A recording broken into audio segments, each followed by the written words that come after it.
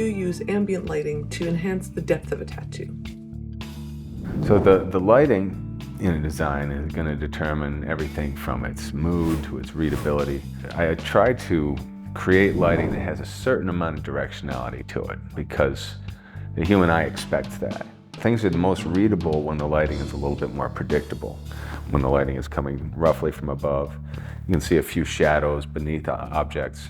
You can see the curvature of these shapes where they're lightest on the top and darkest towards the bottom. Sometimes that lighting is going to be more ambient, more general. There's just a general sense of them being lit from above, but there's a lot of wiggle room in terms of how you actually shade things. Sometimes I'll get a lot more specific though and have a specific light source in a particular place, and in those cases I'm going to be a lot more careful to shade things in such a way that it is accurate to that light source. There are times when that effect is desirable, but it is trickier to do, and it's not usually necessary. That ambient lighting is a really good way, especially with something like a biomechanical piece, to make it nice and clearly readable, because the type of light is natural to what the human brain has come to expect just looking at objects in the world. Thanks for watching. If you'd like to continue on to the next video, click here.